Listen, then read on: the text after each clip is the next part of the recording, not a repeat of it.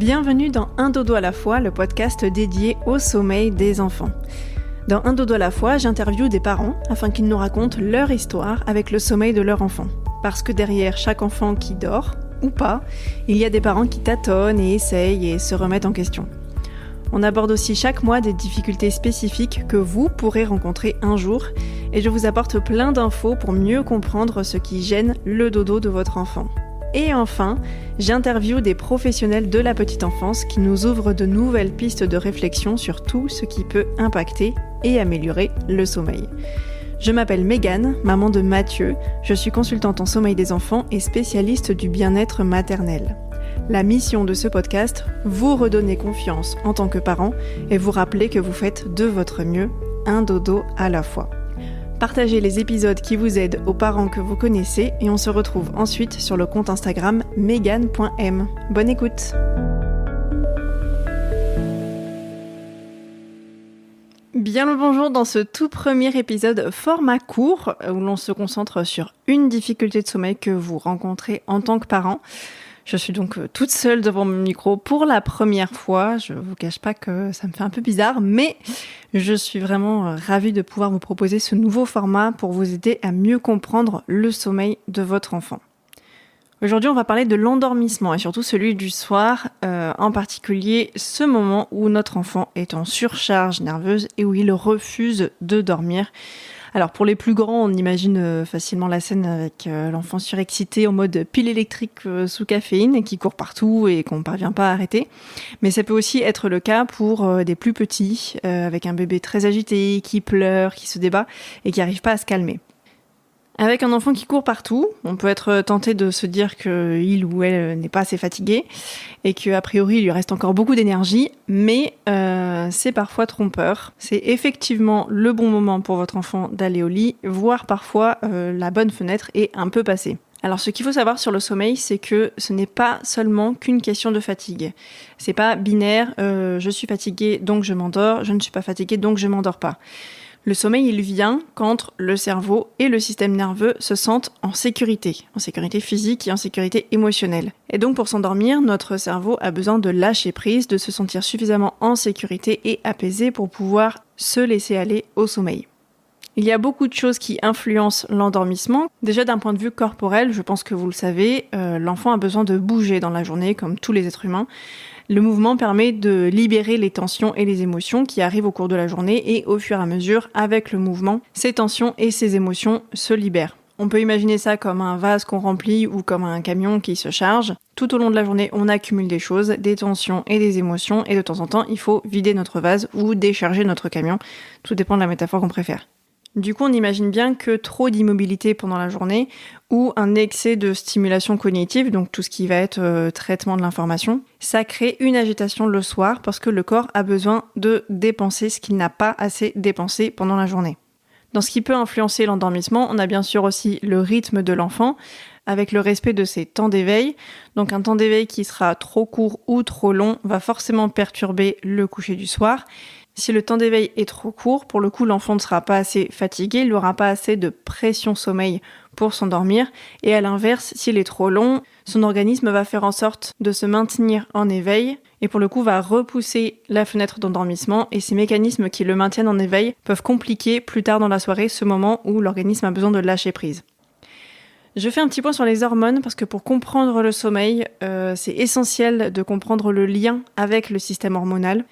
Il y a 4 hormones qui sont en lien direct avec le sommeil. La première, c'est la mélatonine, qui est donc l'hormone du sommeil, qui indique à notre corps qu'il est temps de se mettre au repos, de s'endormir, et qui nous rend un peu soporifiques au moment d'aller se coucher. Notre corps commence à produire de la mélatonine en début de soirée, avec un pic en milieu de nuit, et ensuite la production de mélatonine baisse jusqu'au petit matin. C'est ensuite le cortisol qui prend le relais. On connaît souvent le cortisol comme l'hormone du stress, et d'une certaine façon c'est vrai, puisque c'est l'hormone du stress chronique, mais il est souvent diabolisé. Le cortisol est essentiel au corps, c'est l'hormone qui va nous maintenir éveillés, qui commence à être produite avant le lever du jour pour préparer l'organisme à se réveiller, qui va réveiller notamment les fonctions digestives.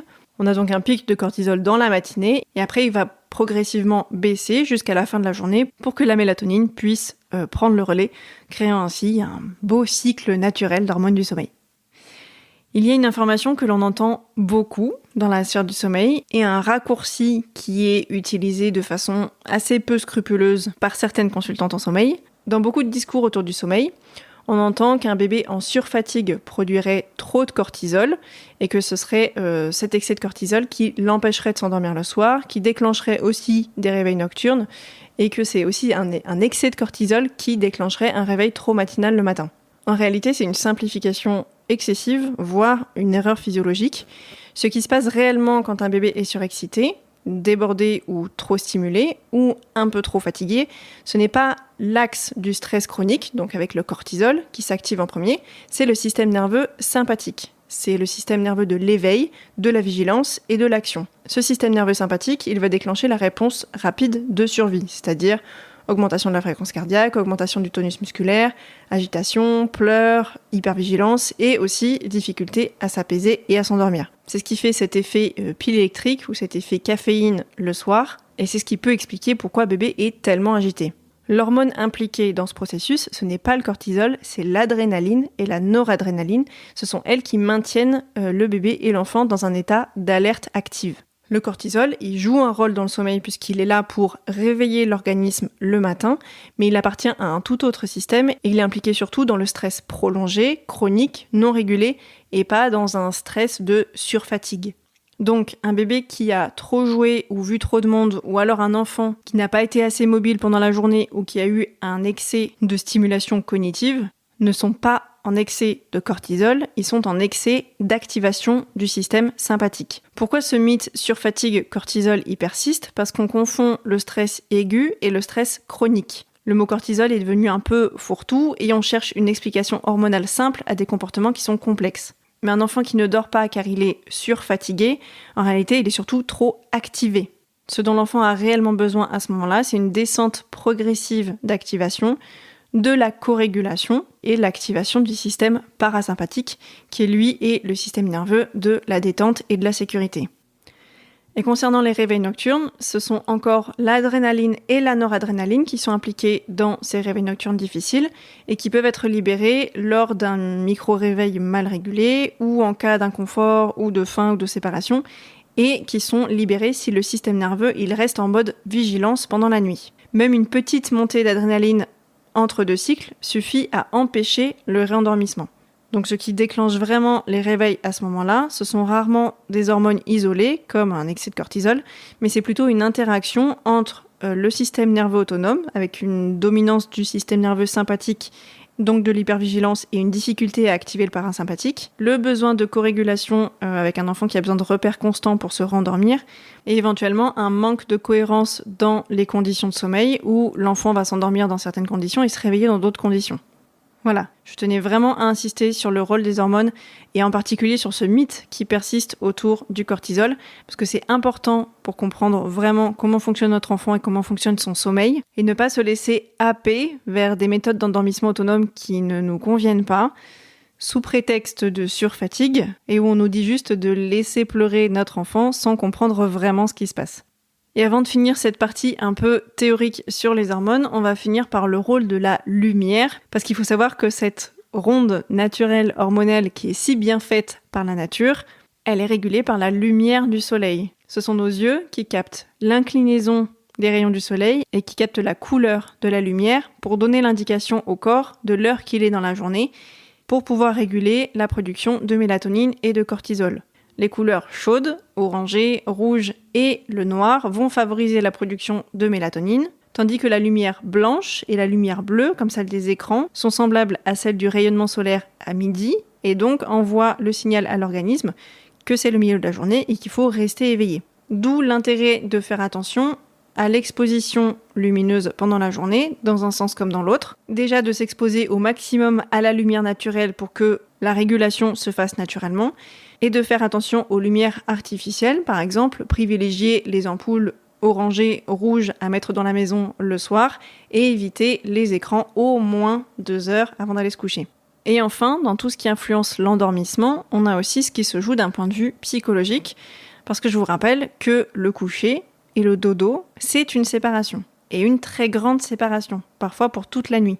Donc un enfant qui ne veut pas aller se coucher, ça peut être simplement parce qu'il ne veut pas se séparer de son parent, soit parce qu'il n'a pas pu passer assez de temps avec son parent et qui veut profiter de ce lien avec sa figure d'attachement, soit parce que le moment du coucher peut faire naître des angoisses très diverses et que l'enfant a besoin de son parent pour s'apaiser. Je rappelle que les bébés et les enfants ne sont pas capables de s'apaiser seuls les premières années de vie. La régulation émotionnelle se fait grâce au cortex préfrontal qui est encore immature, qui ne devient capable de gérer les émotions qu'à partir de 4-6 ans, et qu'avant cet âge, la régulation émotionnelle se fait grâce à la co-régulation et donc avec l'aide d'un adulte.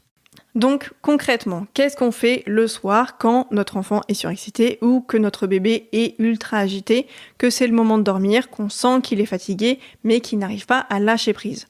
L'objectif du soir, c'est de créer une descente progressive d'activation où on active de moins en moins le système sympathique et où on mise sur la sécurité, la lenteur, la répétition et le lien. Les outils principaux dans ce processus pour aider votre enfant à s'apaiser le soir vont être la co-régulation, et il est essentiel d'être le plus calme possible en tant que parent pour aider notre enfant à s'apaiser aussi. Le deuxième outil, c'est l'activation du nerf vague. Le nerf vague, c'est un des principaux nerfs du système nerveux qui a un rôle majeur dans la régulation des émotions et des fonctions automatiques du corps et qui est la voie principale du système parasympathique pour déclencher cet état de détente et de sécurité. Et enfin, il y a 2 sens hyper importants pour activer cet état de détente. On connaît bien les 5 sens de l'être humain qui sont la vue, l'ouïe, l'odorat, le goût et le toucher, mais il y en a en réalité 2 de plus, qui sont la proprioception, donc la perception de notre corps dans l'espace, et le système vestibulaire, qui est notamment le sens de l'équilibre et de la conscience de soi. Alors pour commencer avec le nerf vague, comment on fait pour stimuler ce nerf vague et donc stimuler le système nerveux parasympathique ? Déjà une chose toute simple, qu'on ne répétera jamais assez, la respiration est votre meilleur allié. Pourquoi la respiration est tellement importante ? Parce que le nerf vague passe directement dans le cœur et qu'une respiration lente, en particulier avec une expiration longue, va permettre de stimuler ce nerf vague au niveau du cœur. Donc on peut prendre 3-5 minutes avant le rituel du coucher pour nous, en tant que parents, se réguler grâce à la respiration. Et on peut ensuite continuer cette respiration lente pour que notre enfant se calque dessus et s'apaise à son tour. Le nerf vague passe aussi dans le larynx et va être stimulé par les vibrations provoquées par la voix grave, le chant monotone, le bourdonnement ou le fameux « Om ». On peut donc porter notre attention sur le fait de toujours utiliser une voix grave, douce et répétitive au moment du coucher du soir pour se mettre dans des bonnes conditions. Troisième endroit intéressant où passe le nerf vague, c'est au niveau du palais. Et c'est pour ça que la succion a un rôle très important pour apaiser l'enfant, que ce soit au sein, avec une tétine ou avec le pouce. On peut donc utiliser la succion à notre avantage pendant le rituel du soir. Et enfin, on a aussi des récepteurs profonds du nerf vague, un petit peu partout dans le corps, qui sont stimulés par le contact corporel sécurisant, donc le pot à pot, les pressions profondes, les massages, on va le détailler un petit peu plus loin. On fait un point sur le mouvement. Pourquoi le mouvement est important pour apaiser le corps ? Parce qu'il donne au cerveau un signal de sécurité. Et le système nerveux, chez l'enfant, il est encore immature. Il a encore du mal à comprendre quand c'est le moment de s'activer et quand c'est le moment de se détendre. Et il a besoin de davantage de ressources pour se sentir en sécurité. Le mouvement calme l'amygdale, donc le centre d'alerte dans le cerveau. Et le mouvement active le système vagal central, donc le système du lien, de la sécurité et de la détente. Les mouvements lents stabilisent le rythme cardiaque et favorisent une détente profonde parce que ça envoie le message au cerveau de « je sais où je suis là, donc je suis en sécurité ». Donc pour aider notre enfant à s'apaiser le soir, on va utiliser les stimulations proprioceptives et les stimulations vestibulaires. Les stimulations proprioceptives permettent d'organiser le système nerveux, de relâcher les tensions, et ça sans hyperstimulation. Et il y a plein de façons de stimuler ce sens de la proprioception. On a déjà tout ce qui est travail musculaire, comme ramper, pousser ou porter des objets lourds. Donc ça, on peut le faire tout au long de la journée, mais même pendant le rituel du soir, on peut par exemple se mettre sur le dos, pied sur le mur, et repousser lentement le mur avec ses pieds, par exemple. On a aussi tout ce qui est pression profonde, dont j'ai parlé tout à l'heure, donc le massage lent, les câlins bien serrés, les petites, ce que moi j'appelle les pattes de chat, où on presse légèrement chaque partie du corps en alternant main droite, main gauche, ou par exemple en roulant un gros ballon sur l'ensemble du corps. Et enfin, dans les stimulations proprioceptives, on a aussi les étirements. Donc on peut, pendant le rituel du soir, intégrer soit une séance de yoga pour enfants ou simplement des étirements de chaque membre avec lenteur et avec douceur. En ce qui concerne maintenant les stimulations vestibulaires, donc ce sont des stimulations qui vont activer l'équilibre interne et qui vont aider le cerveau à passer du mode agité au mode organisé. Pour stimuler le sens vestibulaire, on va retrouver tout ce qui va être accélération et rotation, donc les bercements, forcément, mais aussi les rebondissements sur un ballon et les balancements sur une balançoire ou un hamac que certains parents décident d'installer dans la maison et qui pour le coup marchent très bien. Et pour stimuler le système vestibulaire, on a aussi l'orientation verticale, donc soit la position chien tête en bas au yoga, ou alors simplement les jambes en l'air sur un mur. Et tous ces petits mouvements et ces petites astuces sont aussi l'occasion de se connecter à notre enfant, puisqu'on sait que c'est aussi de ça dont il a besoin pour se sentir en sécurité et s'endormir. On peut profiter par exemple d'un câlin serré dans le noir pour parler et raconter la journée et libérer les émotions éventuelles. On peut mettre les jambes en l'air, pieds sur le mur et en profiter pour lire un livre. On peut raconter une histoire pendant qu'on fait un massage, etc. Je vous rappelle que le rituel du soir peut être très simple, il n'y a pas forcément besoin d'aller chercher très loin, il peut être différent entre les deux parents et chaque enfant est différent. Il y a des enfants qui ont besoin d'avoir une grande cohérence et de répéter les mêmes actions dans le même ordre, et d'autres enfants qui sont plus souples et plus flexibles. Mais d'une façon générale, la prévisibilité entraîne un apaisement et un sentiment de sécurité. J'espère que ces informations et ces outils vous aideront et que cet épisode vous a plu. N'hésitez pas à le partager à un parent qui est en galère avec un enfant surexcité le soir. Et si vous avez besoin qu'on fasse le point sur le sommeil de votre enfant, n'hésitez pas à réserver un appel découverte gratuit pour qu'on puisse échanger sur le sujet. D'ici là, prenez bien soin de vous et à très vite. Vous venez d'écouter un épisode de Un dodo à la fois. Un grand merci pour votre écoute et pour votre soutien. N'hésitez pas à laisser un avis 5 étoiles si cet épisode vous a plu et à le partager autour de vous pour qu'il aide d'autres parents. Pour plus d'infos sur le sommeil, je vous invite à me suivre sur Instagram sous le nom Megan M, MEGA2NE.M. Et d'ici là, prenez bien soin de vous. À très vite.